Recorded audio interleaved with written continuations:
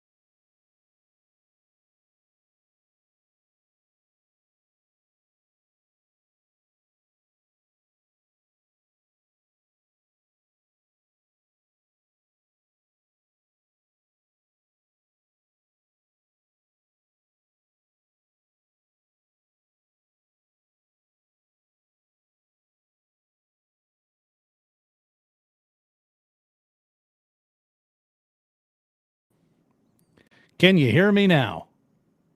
I think you can, because...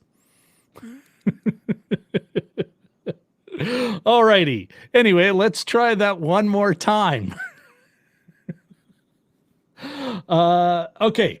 Welcome to Jim and Rob Overanalyze Movies, the movie live stream show podcast that for movie lovers who love to watch movies as much, or love to talk about movies as much as they love watching them.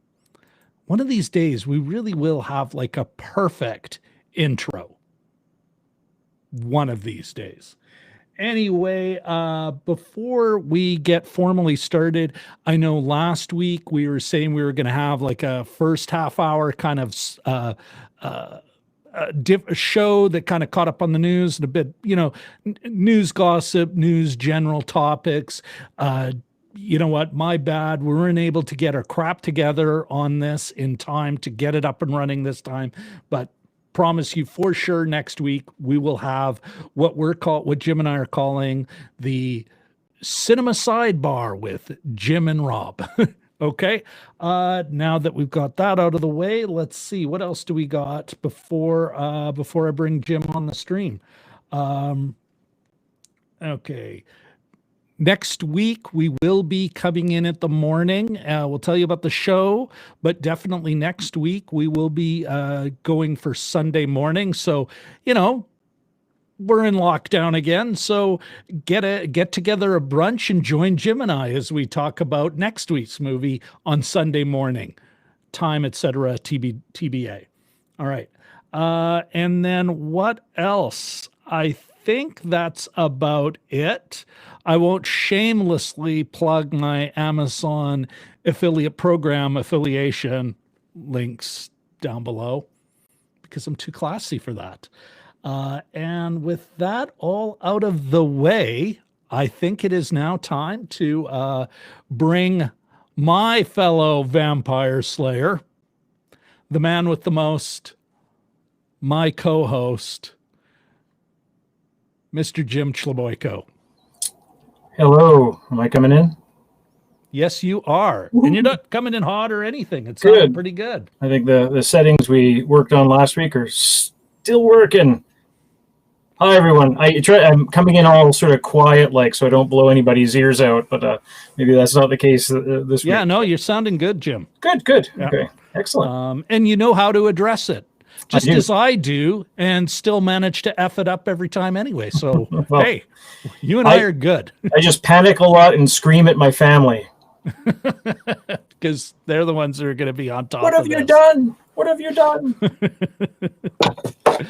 All right, we got the right background. We got everything going. Why don't, Jim, as far as I'm concerned, it just had the best log line. Where the heck? I know I wrote this down. I know I've got this somewhere.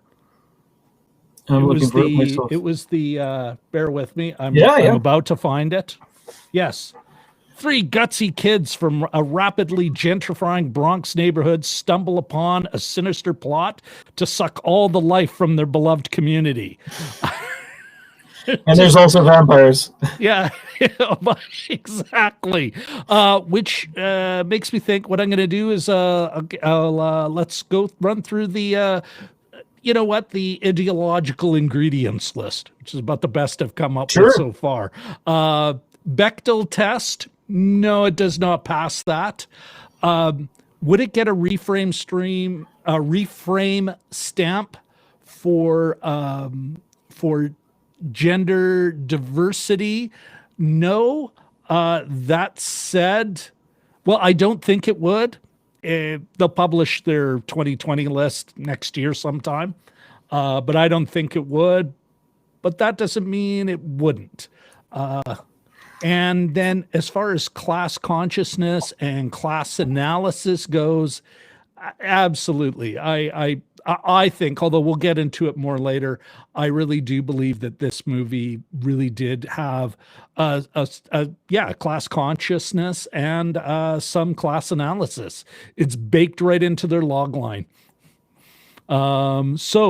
Now with that detail out of the way, and before we really get into it, let's make sure that everyone knows you are in the spoiler zone. And it looks like we've got a few folks in the chat already, Jim. We do. Richard always got our back. And if I was paying attention to the chat as I rambled on and on and on, I would have picked up that play earlier. But it is good to it's good to see you, Richard, and Katie. What do we got? Kaiser 886. Hello, sir. Please don't take my failure at the beginning of this as a way I would screw up on your gig there, Kaiser. Kaiser Sose, Kaiser 886. And he's even acknowledging our handsomeness, Jim. You know what? That deserves. I need a trim. That deserves a big shout out.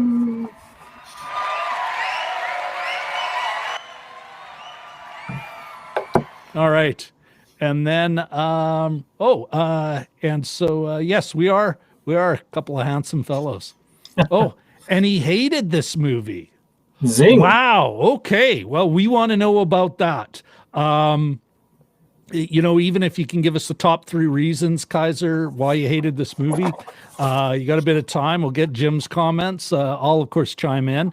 And hey, Richard, though, has got something on the Bechdel test. He was thinking it did strictly over the opening manicure scene, and I forgot about that. Yeah. Richard, you're absolutely correct. Like, I mean, yeah, you bet. You're absolutely right. And thanks for pointing that out. So it did. It got 3 out of the 4 ideological tests, and maybe you would get a reframe stamp. I don't know. I do not administer that program. But thanks very much, Richard, for bringing that up. You're absolutely right.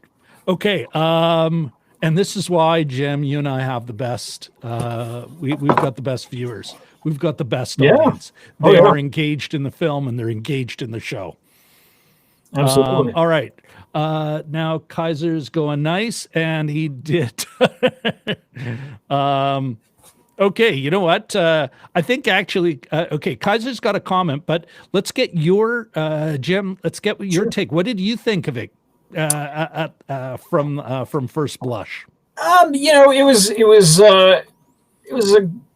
I thought it was a good little movie. I don't think it sort of, rocked anything. I sort of wish it came in with a little more energy. There are some scenes like the setup for the sort of final raid that had that kind of Shaun of the Dead kind of energy, where it had like a shot of this and a shot of that, and they had some Spanish hip hop, for lack of a better term, playing over the top of everything, and it had this really nice energy. But that sort of came and went as the movie went along. It's really an 80-minute movie. There's 86-minute runtime with 6 minutes to credits, so there's not a lot of space to move in there. And it was good. I thought it was perhaps a little bit derivative. There was elements of Stranger Things in there. In terms of the whole vampire thing, I didn't think there was any new take on vampires. I'm not sure on boiling holy water or not. And there was no new take on gangbangers, but it was the setting I think they were concentrating on. Bronx, contemporaneous the Bronx. And that was kind of neat, like the little elements there. Yeah. The references to different cultures, that, the Bronx isn't just a homogenous racial group. There's Puerto Ricans, and there's the one girl said, "You kidding? I'm Haitian." That was super interesting, I thought. And of course, zombies. Haiti is the birthplace of zombies, right? So there's some interesting elements of it. I think it was just trying to be a fun movie. I don't think it was trying to overwhelm anybody with anything new. But a lot of the old, these days, we've all seen so many vampire movies that sometimes they can go out in the day of the light. Sometimes garlic doesn't bug them. Sometimes the cross doesn't bug.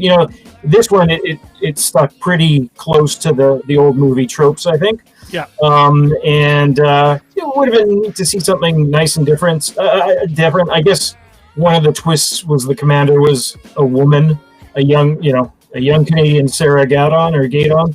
But spoiler zone. And but yeah, it was enjoyable. It was missing something. I couldn't quite put my finger on it, but it was kind of fun, and it definitely had some moments of energy. How about you? I agree with everything you're saying, but I found it a better film than, the kind of B- I'm getting a vibe from. I would say it was a solid B+. Did it bring anything new to the vampire bit?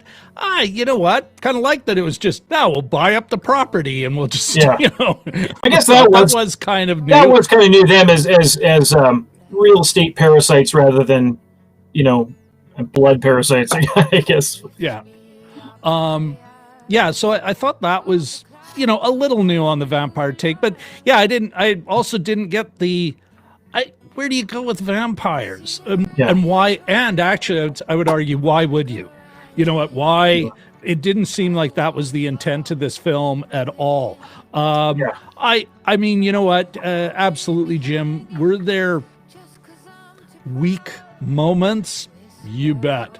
But I thought it had a kind of, it was almost like a, hey, if you made Blood Quantum, made it a lot more local, like in its politic, and no, we got kids, we want the whole family to go. Yeah. Well, you know, yeah, it had a weak ending. Part of me was thinking, though, it's like, yeah, they've run out of all of their money. You know, that ending was, but by then I was just happy with everyone. I was happy the way it was playing out. I was happy the way it had stakes, that they killed Tony. Mm-hmm. You know, yeah, I give it a solid B+. Now, mind you, part of it was I was really grooving on its politics. And like you said, it kind of showed this neighborhood as being more than, you know, you know what, we're given and it even has that reference to shitholes, you know, and I like the fact that the shithole comment kind of, and as we see from these kids' lived experience, that this is just a real neighborhood with its own dynamic and its own thing going on. You know, it's not just that, let's call it affluent white suburban, oh, it's all just crime ridden. You know, the gangbanger even wasn't this menace of the neighborhood, but something everyone was like, stay away from that idiot, you know? Yeah. And I liked that. Listen, I just want to acknowledge, before we get into some of the comment stuff, I see, who would this be? I see Jelly Duck, and so I believe that deserves the wave, Jelly Duck. I also I want to give a shout out to someone on, because we for those of you who don't know, we both stream on YouTube and we stream on Twitch now, and we have by 3iProx is on our Twitch feed, and sir or ma'am or they. Welcome to Jim and Rob Overanalyze Movies. Maybe it's and a vampire. Pardon me? Maybe it's a vampire. You know what? Everyone's welcome here. Yes. Did the vampire here? No, I shouldn't say everything. Did the vampire watch the movie? Anyway, so let's give this new person from a whole new service that we're bringing in a wave to. Hey, bye, Brox. Although I'll have to really look at it closer. I bet you there's something far hipper I'm just not picking up in his their handle. So let's go to some of the comments, Jim. Sure, yeah. Before now, and it was interesting, and Jelly Duck actually chimed in on this on Twitter, and we went back and forth a couple of times. But first, Kaiser, it's a bad mix of Blade Runner, or maybe you're thinking Blade, Kaiser. But Blade Runner, Three Ninjas, oh my goodness, he's just going for it all. Home Alone, I get that, and Dusk Till Dawn. Well, and I guess the Blade Runner, what was he doing? But Rickard was hunting, you know, these very pale superhumans night, you know. And it was all at night, wasn't it? I don't think there's any daytime hunting. Well, when you think of it, yeah, Sarah Gadon only came out she was only like when they met her the first time, she turned the corner and it was evening. So yeah. Oh yeah, Kaiser. Yeah, he meant Blade. I'm wondering. No one yet has talked about. And then Jelly Duck was talking about Lost Boys, and I think Richard also concurred. Bit of Lost Boys, the two Corys vibe in certain parts. Yeah. Attack the Block, you know, which is another, you know, an outside force invading a community that others might see as a write-off or kind of a drive-through or drive-around land. Yeah. Whereas the folks in the community are actually, you know, you see a community in it. Oh, Jelly Duck might have missed that. Might have missed that comment about us going back and forth on Twitter a bit about Lost Boys. Richard concurring with you, but welcome back, Jelly Duck. Welcome back, Ahmed. You know what? Let's give one for Richard and Katie. Yeah. We've got waves for everybody tonight. So Jim, what did you... I looking back at this movie, I did think it was funny. Even as we kind of slip into the second act, I was like, I guess we're in the second act now. Like, there were some weak points. I just felt the little kid vibe maybe a lot more than some. Yeah. But yeah, what did you think of that move into the Jimmy from the block? that move into the second act. That I thought was one of the weakest. There's like kind of, oh wait, I guess there we go. There was a lot in this movie that there was, and I was thinking about this, and I was thinking that maybe that's part of the 80-minute runtime, is that there was a lot of odd cuts, and then that one of the commander sort of flying after them. There was almost like they were missing, like they had chopped out seconds from here to there. So the transitions through the whole movie, I felt were a little rushed, or there wasn't sort of a natural progression sometimes, and that might have just been like, this guy's an experienced TV director. The one that the Oz, I think is he goes by, but Oz Rodriguez. So he's got a lot of credits. He worked on Saturday Night Live, hence the Chris Redd cameo. And there's a lot of, as we said before, there's a lot of people in this. Zoe Saldana appearing for the first 3 minutes isn't nothing, but well, maybe that's where some of the money went. Yeah, exactly. And so I felt that there were sort of transitions weren't one of the strong points of this movie. It's from scene to scene or act to act, really. Maybe I would say experience, but that sounds condescending. I don't know if that was the case. Maybe it was just the fact that it was missing it. It could have used another 10 minutes. I love blaming money. Like either they're running out of money, they don't have, or they got into the edit and they're like, we'll take the hit. We'll take the hit in a rougher cut to keep the movie moving. They had something there, but it slowed it right down. I noticed that a lot in my work. Whoops, kind of lost control there. Watch out. We got a couple more chats here that I think, and this is an interesting point. Kaiser says had a bit of a do the right thing vibe, and that may have been one of the references, except that it's not one set of immigrants with, or like community growing out of an immigrant community fighting amongst itself. It's just rich white people going, we want that. That's a good point. And I sort of I thought that during the movie, then I forgot where it was, and I just remembered it. I believe it's in Do the Right Thing, it's Samuel L. Jackson. He's got his neighborhood radio show. Like he's got a sort of a limited AM FM station or something like that. That just of course he does. He's in that area, and he's talking about how hot it is and that sort of thing. And I guess the version of that in this is what's her name, Gloria, that little webcaster who comes in and say, yo, so that was a nice touch. Totally nice touch, and very has been done before. But a nice touch, yeah. It's if you watch anything British, it's almost constant references to social media and phones and things like that, and CCTV cameras and that kind of thing. But yeah, it was a nice touch, but there were some similarities. Yeah. Sorry, what were you gonna say? No, did you? We've seen that kind of gag before, and back to the Corey Feldman, the Corey references. It reminded me in a weird way. She reminded me in the way she kind of was giving a riff on what was going on in the neighborhood. Yeah.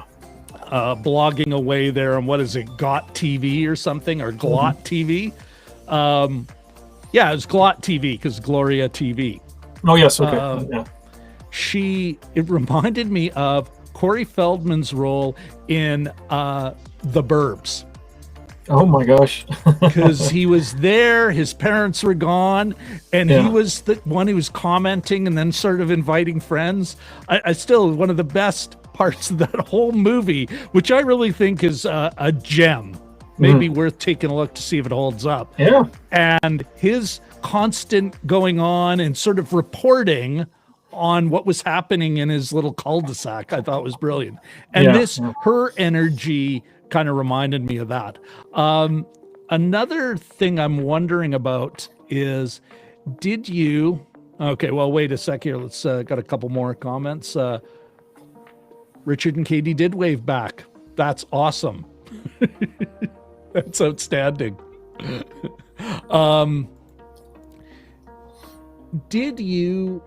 Oh, fudge. Now I've lost my train of thought.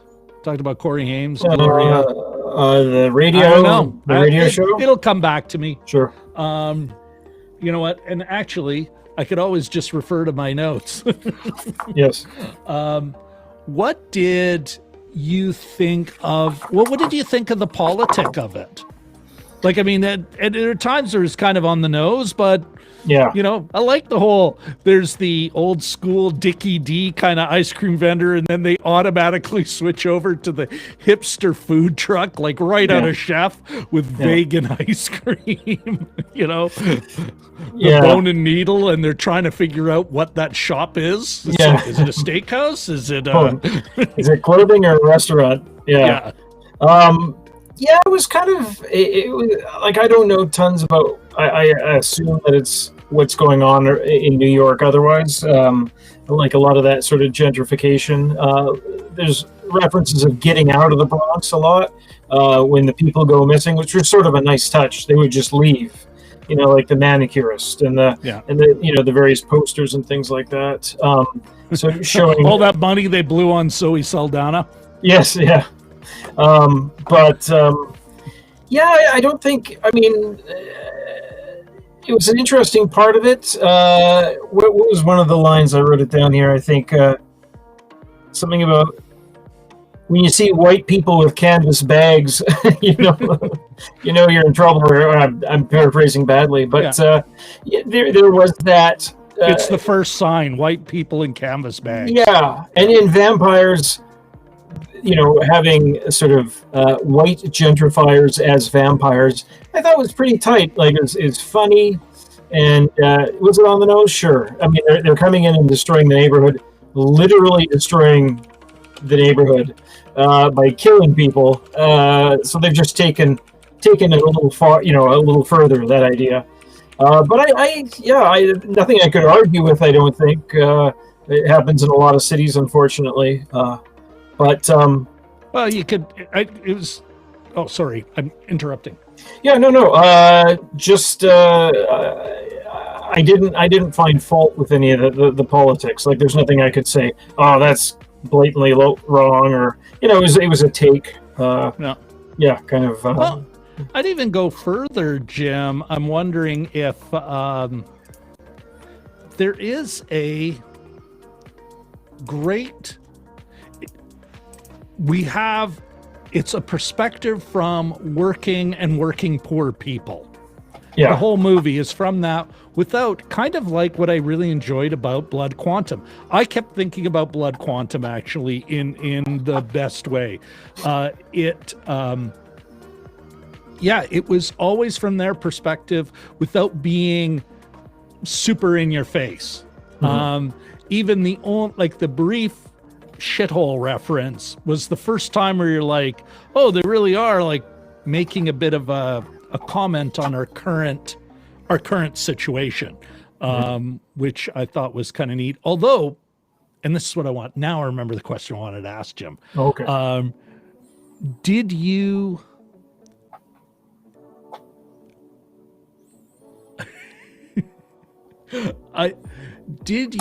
where the heck was I? God damn it. I forgot it again. Elusive question. I can't remember. It beats the heck out of me. Oh, Shawshank is here. Oh, really? I missed that. Shawshank. Hey. Oh, let's give him Oh, yeah, proper there he wave. is. Shawshank. There we go. A couple minutes ago. And Curtis here's Judd also tuned in. Yes, he did. Curtis. Oh, Curtis from the United States, where probably is getting a lot calmer. Everyone's starting to mellow out, so it's a big wave for Curtis Judd. Katie made a great comment. Tony responded to the call to carry kale in his shop. Kale and hummus. And there was another product that I can't remember. It just looked really weird. I couldn't quite get it. Did you have any? There were so many great lines and so many Easter eggs that I thought were really kind of smart. Yeah. It was shot by someone who didn't want to change anything. Maybe more Shaun of the Dead, but he wasn't parodying it. You kind of couldn't. Shaun of the Dead was great to critique modern life. This was more like trying to do a shout out to defend a way of life, a neighborhood, right? Yes, yeah. So you couldn't be as cutting about that. But the Tony moment where it's like, when they're complaining about how filthy the mirror is, because that may be the reason they didn't see the vampire in it, because the mirror is filthy. Yeah. And the Tony going, you got new mirror money? And all I can think is, oh, that's new mirror money. That's going to be my line. What do you got? New mirror money? Yeah. Are you Rockefeller? Yeah. Oh, and Curtis's stress level is much lower today.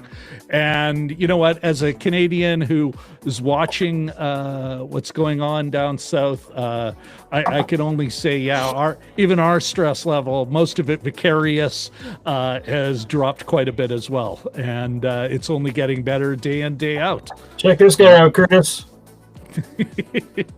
Oh, look at that. It's all part of your old Halloween costume. It was. All right. And Shawshank, yes, Curtis, those of you who don't know, Curtis runs a couple of awesome channels. One where he focuses on light and sound gear and light and sound for video techniques. And another one where it's primarily audio for video, and anything good I've done in my filmmaking over the last, I'd say, year, maybe two, is due to what a lot of what I learned on Curtis's channel. And I'm also using a mic, a Curtis Judd limited edition mic I bought off of him. He did a show on it, and then I bought this mic from him. So there you go. He's represented, well represented here. Today's show brought to you by Curtis Judd and his quality free programming on the interwebs. There we go. And a great school. I've actually taken one of his courses. So, okay. What about Easter eggs?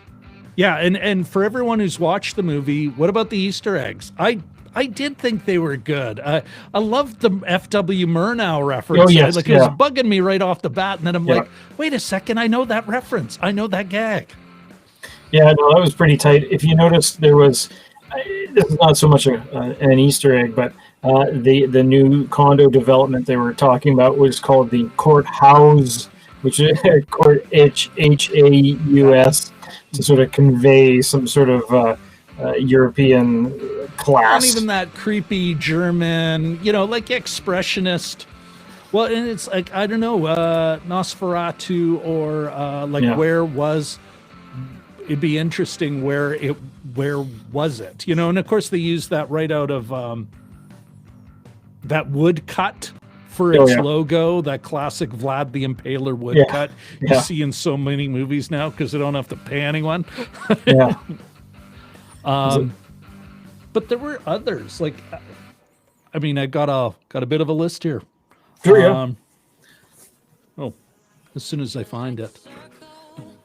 Okay, so Salem's, the kid's reading, one of the kids is reading, the Puerto Rican kid is reading Salem's Lot. Oh, I didn't notice. It's reading Salem's Lot. The multiple Blade references, which I thought was, and actually the first movie, Jim, I thought, be nice to have an African American, you know, from New York here to kind of confirm what I thought were actually really very local cultural references. But I could see, yeah, Blade being the popular vampire hunter if I was, you know, in an African American or a BIPOC community, kind of go, no, that's our guy, you know. But that was cool. Very cool, yeah. And almost a new appreciation. Like, I don't know if, you know, people from Winnipeg would sort of look up to Wesley Snipes as much, but these kids clearly do, and they take a lot of their cues from him. You know, oh, he's the best vampire hunter, and they take a lot of solace in those movies. And of course, Tony shows them. You know, I think one of the lines was, "Has Tony been showing you Blade again?" And they said, "Well, they paid for it," or I can't remember exactly what it was. Some reference. Yeah. And so the kids are all like, and jacked then the up. video, though, where's this showing the video that they obviously put on social media of them acting like they're Blade. Fellas, you know, making a better version of Blade Trinity than was the original. Perhaps. Okay, well. The first Blade had that. Did the first Blade start off? Was it that one with Stephen? God. Basically, it was a rave, and then everyone was dancing at this rave. And when the beat dropped, that's when all the blood came from the ceiling. When I saw that for the first time, I thought, okay, that's never seen that before. That's quite. That's true. Yeah. Strangely moving. Mm-hmm. Here's okay. I'll have to read it out.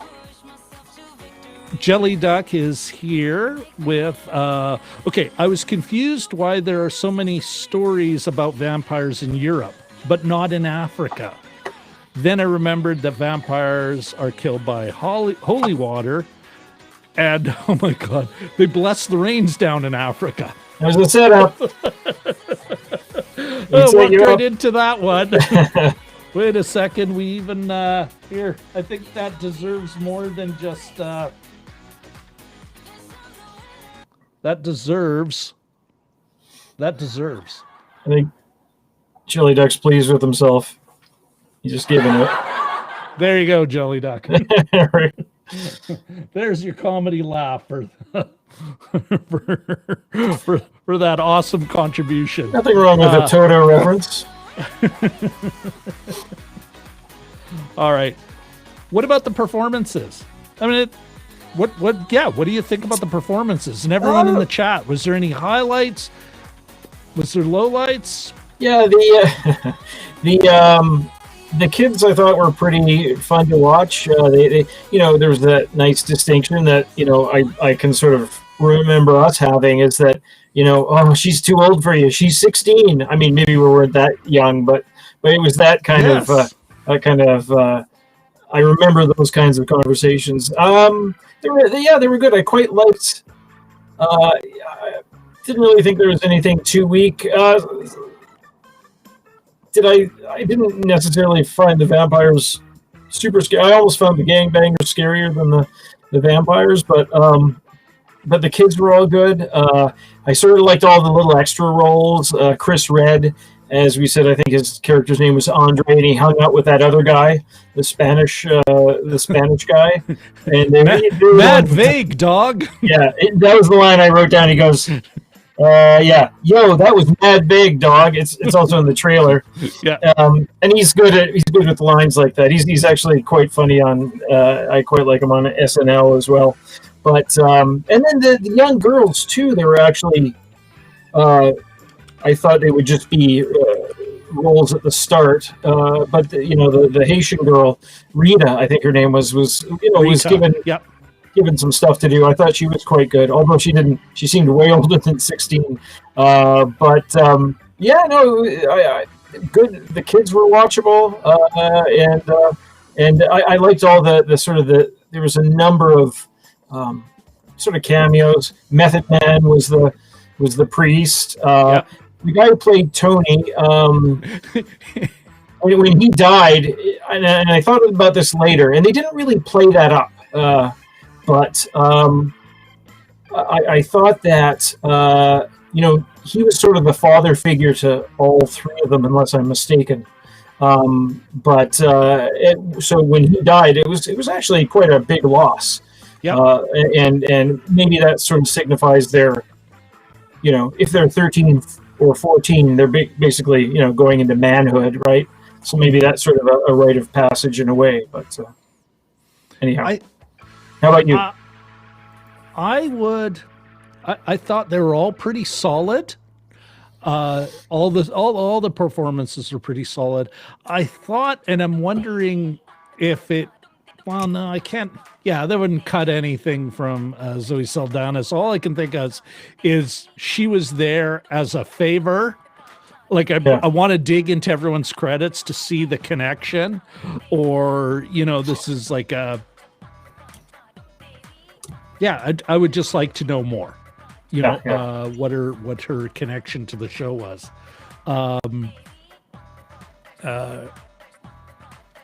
I'll get to that message in a second. Sure.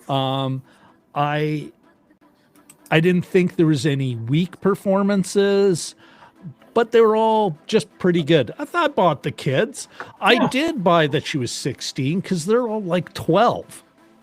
12, 13. And so you remember there's that moment, like as you drive, I remember this like it was yesterday. I don't know, maybe 10, 15 years ago. I'm driving down. For those of you who aren't familiar with Winnipeg, St. Mary's Road is kind of a main drag in the part of the city Jim and I spent a part of our formative years in. I'm driving down St. Mary's Road, and outside Glenlawn Collegiate, a local high school, there's the bus stop, and there's some kids out there, and all the girls are towering over all the boys. Because they reached that magic moment where the girls just kind of shot up, and it's like, and all the boys are like ants, and I'm, part of me is like, as I'm driving by, crush them now, because they're only going to get bigger and jerkier girls. Crush them all now. And that's why I totally bought that she was bigger. I totally loved the way they handled it. He does have a crush. It's never creepy. He thinks and this is when I'm going to get kissed, because every movie has taught him that. Yeah. And she's like, no. And so that they can still be, I really loved that. I thought that was sweet and a nice way to handle it. And you know what? I totally bought that. Loved it. Done in a way that Steven Spielberg, I'm thinking about the Goonies now. Oh, yeah. Because it's got a bit of this vibe. I don't think they would have handled it quite that way back in the day. Even some of even some of the other roles, the smaller, I don't want to say throwaway roles, but some of the other neighborhood kids are given some things to do, and they'd be, at the end when they're just about to confront the commander, and those two girls are texting and completely oblivious to everything, and they walk in between the crowd and the vampire, and they look over and they say, "Hey, yo, she ugly." And basically, it just because the commander's turned into total vampire, and they just say, "Yeah, she ugly," and they keep walking, and that was kind of a neat little moment. But they give the kids a lot to do. Yeah. Did you find the one part that I'm trying to get my thoughts together here, Jim. Did you find did you buy, like, I was kind of caught halfway through the film, they reach that sort of that false, everything's gone to crap. No one believes them. They are three little boys who've cried vampire. I really thought that Sarah Gatton, the commander, I was like, kind of, is she it? But she showed up in white at the beginning. So I'm thinking maybe she's like another vampire hunter who's going to help save the day. And then it's like, oh, they're building that young woman. I believe her name is Coco Jones, who played Rita. But I was like, up to that, about halfway through the film, I still wasn't sure of her role. Is it she's going to be a vampire actually, but it's only later on, and then it's like she shows up and it's like, oh, you're wearing black, you're a vampire, But did that surprise you? That, can't call it a twist, but that reveal? Heck, did that surprise anyone in the chat? Speaking of the commander, as you know, Sarah Gadon, I think towards the end she had some not great lines, which weren't her fault, but I think I think they could have been. It was kind of, as you're saying, the ending was a little bit weird / weak, and I think it's. I think it kind of slid in. That was more and there's a couple lines that were kind of a little bit eye rollers that she had that I wasn't super keen on, but other than that, I was. I like when, like Chicago. You know, this is the only way it's like Chicago 7, but I like ensemble movies rather than movies about the one. I genuinely, you know, except for something like Die Hard, perhaps, I find them more satisfying. You know, there's more moving parts. You're giving more people things to do. There's lots of relationships to develop. So, it was a nice sort of an ensemble piece. Well, Richard's chiming in. Was not surprised. Is her name Vanessa? What the heck was her name? Yeah, it was Vanessa or Jessica or Carissa or Carissa the Commander, wasn't that? Vivian. There we go. Thank you. Richard, was not surprised that she was the commander at all, apparently. So I might be the only one who was in that boat kind of going. What about there's obviously a hero here. Right? Like, I mean, the what is his name now? The character's name. Little Mare. The Little Mare. Miguel. He was definitely the main hero. He, you know, as part of a crew. He had his crew.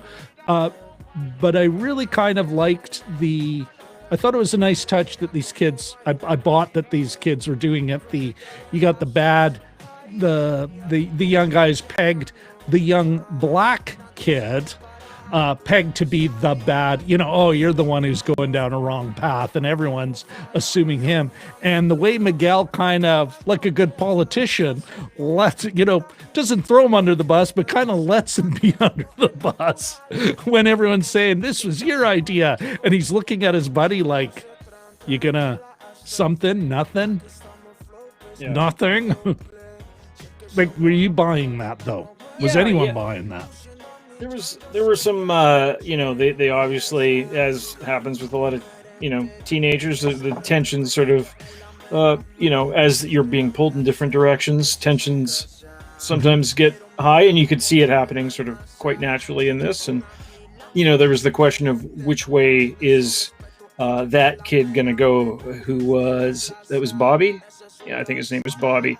Yeah. I can't remember what his nickname was, but there was a real question as to whether he was going to, turn to the life of crime or not. And it was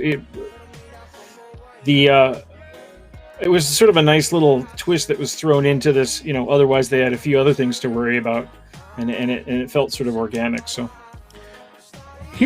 I now remember the question I've been trying to ask everyone since the beginning.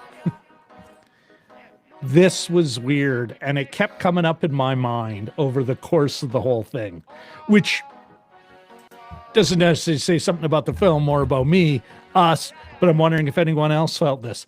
It's a contemporary film, like super contemporary. Of course, it was shot in 2018. Like, apparently that's where they started production. That said, I was kind of every now and then I'm going, where are all these people without masks? Because it was so set in their time. And I had moments where it really did take me out of the movie. I'm wondering if did that happen to anyone else? Jim? Here, let's put the spotlight on you. Okay, sure. That is striking a lot of people. You hear talk about it more and more, crowd scenes, and even, the interesting thing this weekend, and maybe Curtis and probably all of us were watching the party time down in the States this weekend with a lot of a lot of street parties and a lot of dancing, and there were masks at first, and then the masks started to disappear a little bit as the evening went on. I have to admit to having quite a bit of a hangover. I guess that's pretty much a lot of really? Well, not an actual hangover, but like a sort of post-election slash being on Twitter slash being on whatever hangover, and it's been sort of all U.S. election for the last week. That's social media OD. Yeah, and television, and so what's interesting is that we're talking about a movie here set in New York where a lot of the cameras were yesterday, right? The constant, most of it was in Brooklyn. I don't know that a lot of them were in the Bronx, but you had Brooklyn, you had Manhattan, you had downtown Philadelphia, downtown Washington, D.C., you had Paris, you had London, all this other stuff. And Israel, I saw one street party in Israel, and church bells ringing in Germany, ringing in Paris. Yeah. How much did that? Yeah, but so a lot of the parties were happening in New York. We're watching this movie in New York, and here's the other thing. A lot of this one said it. So I'm watching the news during the day and watching all the joy sort of erupt from the streets of New York. And I watched this movie at night. So, after SNL. So I'm watching it. It was almost like it was the same day, So I think that could have thrown you off. It's like, go back to watching New York, right? And it's just it's a freaky thing, and people are mentioning it more and more. And I hear it just anecdotally. People watch something. I was watching a football game, waiting for SNL to start yesterday. There was a late college game, and all the kids rushed the field after Notre Dame won. I don't watch college football. That's a little too much for me, but they all rushed, and there's going to be a spike after that. So just a weird time to be alive, I think. Well, and interact with that. That makes me, well, first of all, a couple of chats, Curtis Jug, party time, and a big laugh. And it kind of like watching this movie. I felt like it was a bit of an escape, though, as well. It just like, I mean, I'm really glad we did those last three movies, especially like it was just so context appropriate, and I'm really, and I think those were worth it. But to have a bit of light fluff here, Soderbergh, when he was being interviewed for the first Ocean's 11, he says, "Well, you know what? Yeah, it is great to make an in-depth movie, a very smart and deep movie, but sometimes you want a bonbon. Sometimes you want to make one. Sometimes that's what you want, and this is a great bonbon." And maybe that's one of the reasons I love it. And I watch it again, I'll feel a little more lukewarm. And again, folks. So Richard says, is every movie you watch now, I watch stands out a bit as being pre-pandemic. You see close contact, handshakes, hugs. It's like, I thought this movie really did well manage tension. Like, I was afraid for those kids when they were getting into the crypt.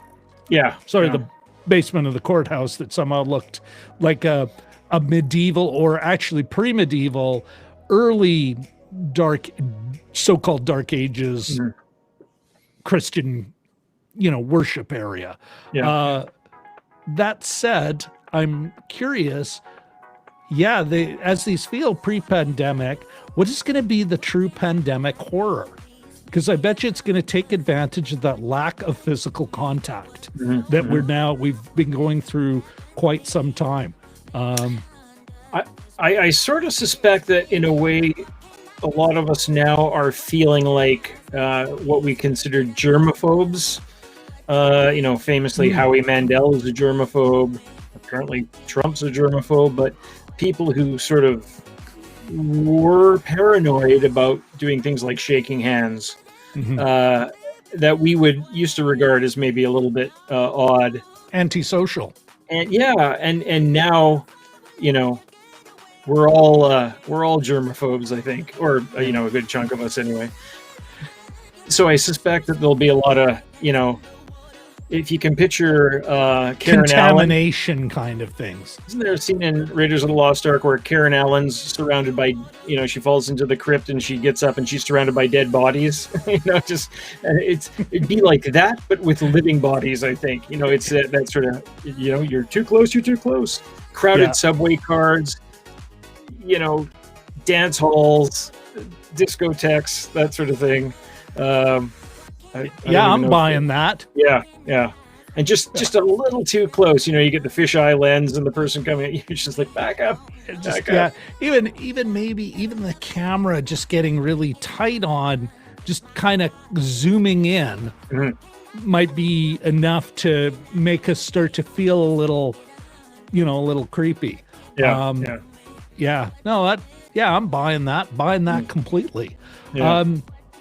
Was there anything that you are in this film though that you just didn't buy, that it just fell flat? Like for me, it was definitely the ending, and by then I was just happy with it. So I wasn't like, oh dear God, I can't believe. Like it wasn't a rip-off ending. It wasn't the ending of Infinity Wars, which I thought was a total BS ending. If there of all movie endings, just what a BS ending. Like the big battle? Of an Infinity Wars? Yeah, I thought it was a BS ending. An ending with no stakes.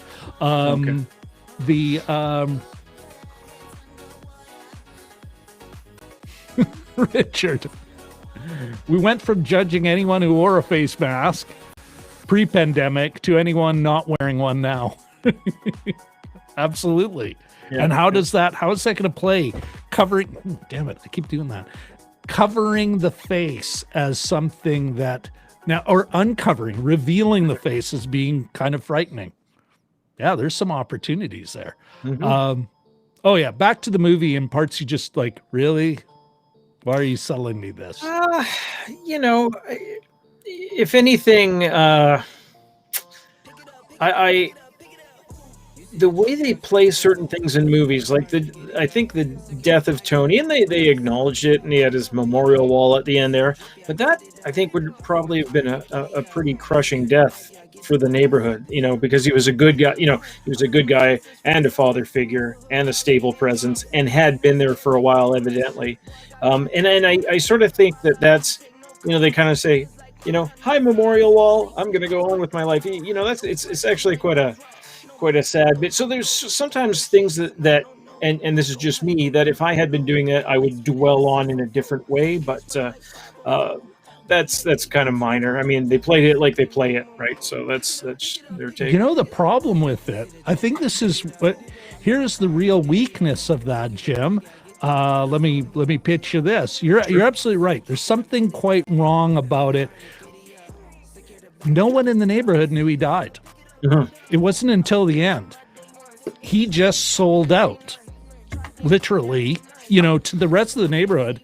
And I think if there was a bit more of, and this is what's missing, which would I think would have made you feel the loss better, is if some of the neighbors went, even going after Miguel, saying, why were you trying to save him? He obviously sold out, and he's got, no, he's been murdered, so that they feel that murder even more. Like, I'm thinking about Order the Phoenix.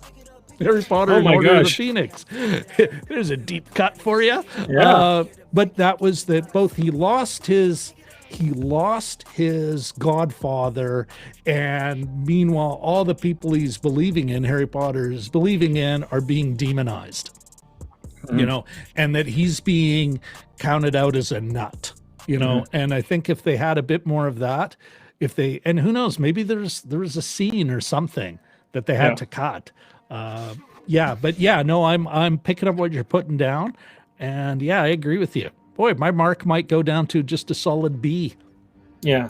I mean, I don't want to dissuade you from liking it or anything like that. But, it was, I got to be open to weakness, right? Yeah. And again, it still doesn't take away with some of the things I really liked, which is that showing this working poor neighborhood as still as legitimate and as alive and as real as any other neighborhood. That's what I liked. Now we've got some more comments coming in. Curtis, here on Infinity War, but he does acknowledge his own bias on having a hard time with superhero movies, and that's an interesting point. And we look forward. Well, actually, if you want to elaborate on that a little bit, just one of a couple of things you're not a big fan of about superhero movies, chime in now, Richard, and maybe the next time we do, or Richard Curtis, and chime in now. And but maybe we got a hook to talk about superhero movies in a different way in future. Katie. She brings up, okay, so still remember leaving the theater after Infinity War. Oh, we are going, well, we're going here. Still remember leaving the theater after Infinity Wars and hearing someone behind us say, I'm sorry, that wasn't a very good birthday gift. And that really happened. I was there. Oh, okay. I remember that. I was there. Yeah, I got everyone. Oh, we got to go see it. And then at the end, and all I could think is, what a great setup to such a BS ending. I perhaps was a little more vulgar on the day, Jim. Okay. All right. Listen, before we kind of wrap up, like one of the tough ones with these soft hearts, semi-weak but not terrible, movies is like you kind of sort of run out of things to say about it. But before we get into our next, Jim, what do you think's missing? What are we missing about this movie? I don't know. Yeah, that's for everyone in the chat too. Are we missing something about this movie that makes it better or far worse than we're thinking? Like, just a little ironing out of some details. I think, some. One of the things I kept on thinking of, and I say this as a guy who loves New York. All of the 5 days I was there a few years back, is that we're given a lot of New York over the year. I remember when I was studying up before our trip, I found some sort of article in Vanity Fair, and it was like the top 100 New York movies to watch. And I thought, holy crow. And you or me, we can probably rattle off easily a couple dozen. But I was sort of thinking that New York isn't necessarily the only place you could have set this. It Follows is another horror movie that was all about Detroit, right? And they used a lot of sort of rotting Detroit, as a setting in that movie, which was pretty good. I was think, it'd be neat to see something like this set in Oakland or the Ninth Ward of post Katrina. New Orleans, so I sort of, and not that I was disappointed in the setting. The setting is what it is. I mean, it's right there in the title. But I sort of wonder if filmmakers lean a little hard on New York sometimes. Another interesting thing would be if you take a look at pictures of New York in the 70s. With the time that I think, didn't Gerald Ford say something like, you can go to hell? I'm paraphrasing, but he said something really like, I'm not going to fight, when the city was going broke and they had the famous power outage, I think it was like mid 70s.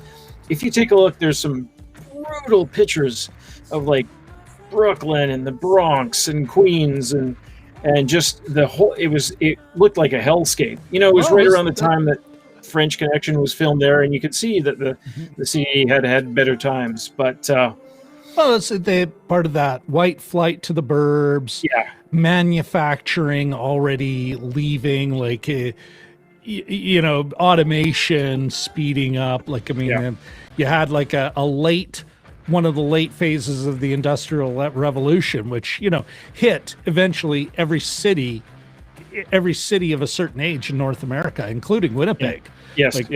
10 years later, that was our exchange district. Yeah. So, I just sort of was wondering about setting, but was it missing anything? I think it was missing there's a few minutes. It was missing about 10 minutes, I think, of just like ironing out the story or strengthening characters. If you watch the extended version, and I think I've discussed it here before, of Lord of the Rings. You're going to say, there's an extended version?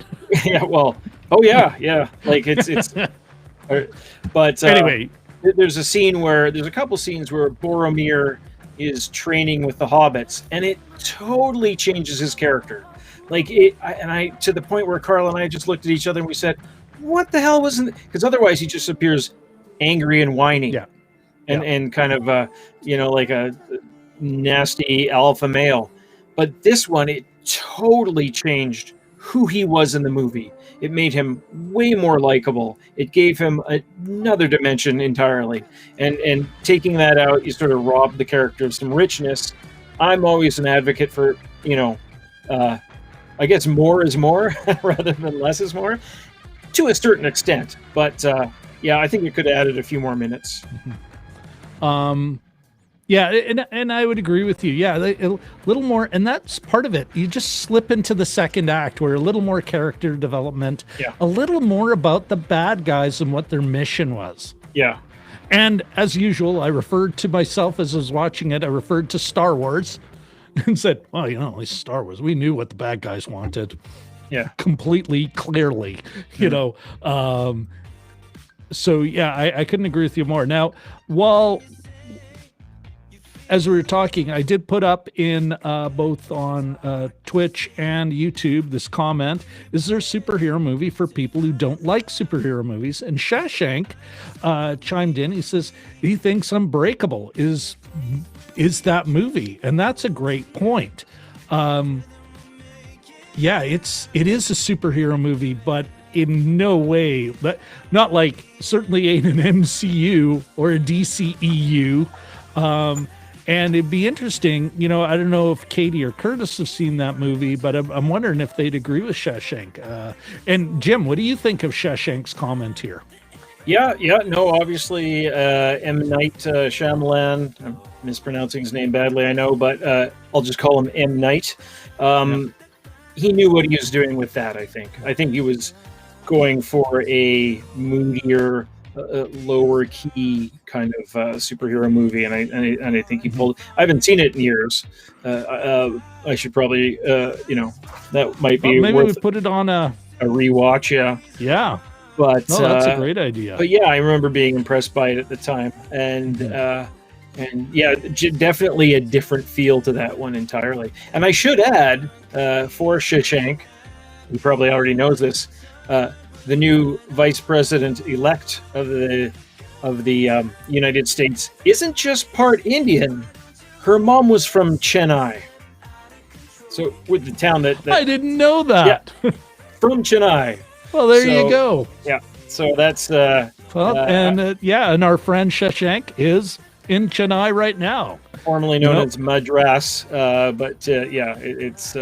And I read that and I immediately thought of Shashank. So anyway, well, I didn't catch that play. That's a great note. And yes, for those who don't know, Shashank, not just a friend of the show, but our once and hopefully future collaborator. Lives in Chennai as a student and a film reviewer in Chennai, India right now. Okay, Katie hasn't seen Unbreakable. Maybe we gotta take another look at Unbreakable. Yeah. I'll definitely put that on the list. Mm-hmm. And there's Shashank, absolutely. Good for the Chennai cred there, Jim. Yeah. If we ever visit Chennai, at least we'll know Shashank will be welcoming you. Me, the ignorant peasant, maybe not so much. Okay, so as we're, let's get this. I really do love playing with my multi-camera setup. Anything else we're maybe missing, and that goes for everyone in the chat before we kind of talk about next weekend, which is a big special. It's going to be a big show next weekend. I just was looking at my notes. Somebody was referring to another character as Yo Hamilton, which was, I think, another one of those sort of class references there. I think it was they were trying to talk to they were talking to one of the vampires. Oh, it was one of the vampires because of the jacket he was wearing. It was when the gangbang. Yo, Hamilton. Oh, you like my coat? And he's like, I was giving a compliment. Timely, yeah, yeah, which is kind of cute. It's an original Belle Epoque, something or other. Yeah, whatever. It was a good line. Yeah. Actually, going back to performances, now there I'd say the vampire gang members almost immediately forgettable. There were some weak, and that doesn't mean that maybe not weak performances. They're not developed at all. Again, going back to that first act, a few minutes of developing the bad guys and getting an idea of what they were looking for, I think really could have given us something there that we weren't getting. I know it's probably expensive, but you can do a lot with Some vampires are just too fashionable. Well, that's kind of their job. Yeah. Sorry, Jim. No, I was just going to say you can do a lot with, I mean, it's probably expensive, but you can do a lot with a minute or even 30 seconds of film, you know? Yeah. So with that in mind, I think, you know what? A nice, okay, let me ask you this, Jim. Worth watching, even though maybe not the... Yeah, it's you know, kind of a lighter thing, but absolutely worth watching if you're in the mood for a horror movie and something a little, you know, fun. Absolutely, yeah. Give it a shot. The price is right. Yep. No, you're right. And I would agree with you on that take. I felt it was an absolutely fine, almost a sweetheart of a movie. You know, it still has all those Spielbergian even kind of the kids do save the community.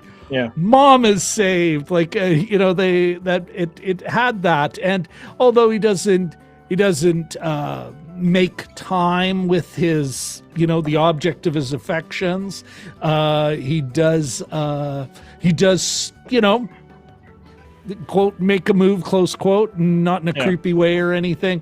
All these boys grew up on their journey to manhood, serving their community. And so I would agree. And I'm coming back to my original take of a B plus. That's giving it too much. A C plus, but a fun C plus. Yeah. You know, is it great filmmaking? No. But reasonably decent filmmaking. It's got a nice vibe. It's got a nice heart. You know, I suspect the director, Mr. Rodriguez, you know, he has it's like, no, this is the movie I want to tell because I like where I grew up. I wouldn't be surprised if he grew up in this neighborhood and or in a neighborhood similar to this. I don't know that for a fact, but it's got there's just a kindness that I really enjoy in a film like this, especially after the last,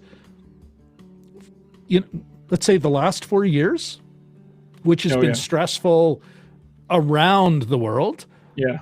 Regardless of your ideological leanings. And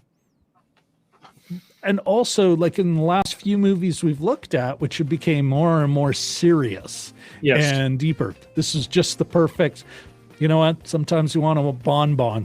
Yeah. And this is a great little bonbon. Especially after election week, you know, exactly. Okay, so on that note, Jim, why don't you tell us, and I'll get into the details, but why don't you tell us about next week's movie? What are we looking at? All right. What's brunch in German? Anyway, we have Victoria. That's correct. Yes, it is a German film following one woman in one take as she has an adventure in Berlin. Here, let me get that out of your way. And that really is, you touched my, and it's interesting. You touched my say sorry with the heart. I was looking around for posters, and apparently the rest were in German or French, like it was part of their European marketing campaign. But apparently, like each main character got one of these kind of fun posters. And this is the one I found. What's for everyone out there? We will be doing it again Sunday morning at 11 a.m. Central Daylight Time here in North America. We're -5 universal time. The -5 UTC offset. What else? We are going to have. Are we going to tell them why, or is that a surprise? Yes, we are going to tell them why, because we told them last week anyway. We're going to have actually a couple of my German friends who suggested this film. They are going to be joining us that day from Darmstadt in Germany, just outside of Frankfurt. They're the ones who recommended it, and they're looking forward to joining the stream and commenting on, like, joining the conversation, Mara and Janosch, and I really look forward to that. It's just as we've done with Shashank. There's something about bringing someone in from that culture to kind of say, hey, this is what's going on here, that brings our analysis to another level. So yeah, I think that's and yes, Ahmed, it's a weird quote movie poster, and that I think that's just so Jim and Rob overanalyze movies kind of thing to do. It's fine, the weird. Don't forget the big three. Oh yes, thank you very much. Yes. Before, I can't believe it. I was about to let you people go without shamelessly begging for the like, begging for the subscribe. Look. And don't forget to ring the bell. I wanted to make this bell. I'm like the Trump accordion videos. Oh. I wanted to make this bell. I needed another, make the investment count. So this is the second time I've used it now. There you go. Each time and you know what? When you write it off in your taxes, you can point to multiple uses. Multiple, yes. For your $2 dollar store or whatever it was investment there. Ring for a kiss. Before we go, got a couple of more. Every Monday at 6:30 a.m. Not following you there, my friend, but this one will be on Sunday. So your time, I want to say that would make it about 7 p.m., like 1900 hours or 2000 hours, your time. For you, Ahmed, Shashank, because you're in Kuwait, so I want to say you're like UTC +2, +3. Shashank, that would be 8, 9, 8:30, I think. Yeah. I'll look that up, maybe. Yeah. So next week it'll be actually in a reasonable time for our friends Shashank and reasonable time for Shashank and Ahmed, and brunch for the rest of us. Not a terrible thing either. All right.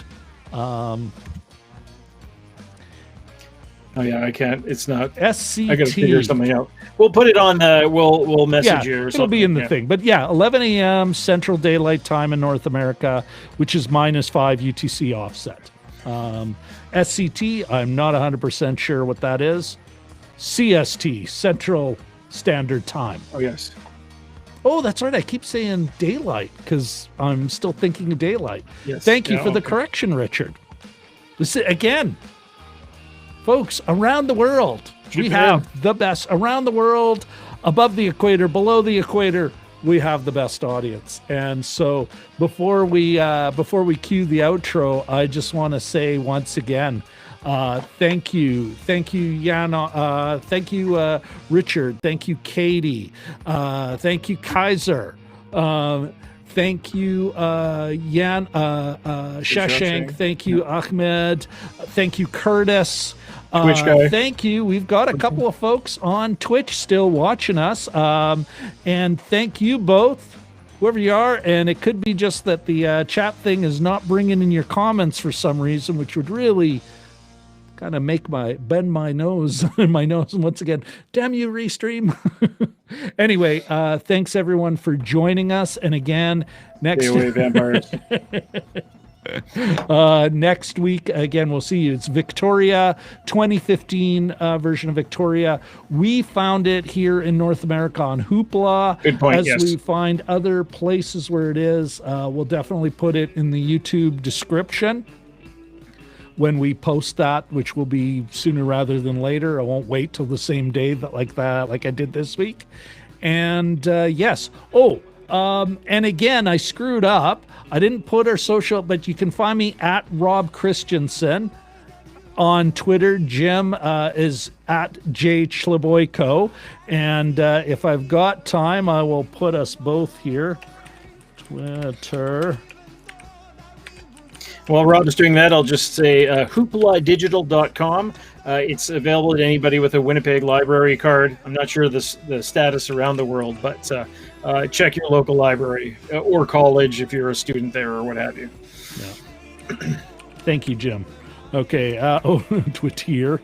Send them to the wrong. And then it's J. Chleboyko. All right. Yeah, I got that. Okay, so yes, feel free to follow us on Twitter. We're both reasonably active on it, and of course, we post our post links to our stuff on there as well. So, yeah, I think I don't know. We've got a few people who just saying, okay, Shashank saying we are the best. You know what, Shashank? We are the best. You make us solid, man. I am so glad you and Ahmed and Curtis, like all these folks that are our internet friends, that you join us every week, and we're really appreciative of it. And then to our local friends, doubly so, because you have to put up with our nonsense outside of this show. That you kind of go commit some of your non-Rob and Jim time to this is just... You're aces. Okay. Ahmed, yes, we will have a good night. And I'm going to say to everyone, have a good night in Canada. Have a good night in the United States. Have a lovely, relaxing Sunday night in the United States. Yes. Have a great, a lovely, peaceful day. Ahmed in Kuwait, and then a lovely evening tonight. And Shashank, same for you. Have a lovely day in Chennai, and then a lovely night. And I think, Jim, would you agree? It's time to cue the outro. Tis. Alrighty, my friends. Ciao for now, everybody. And Jim we'll chat shortly afterwards. You bet. All right, if I can actually find the outro. Oh, I didn't even play the trailer. Oh, well, then I won't get a copyright claim that I got to deal with. So, okay, here we go. I've been in your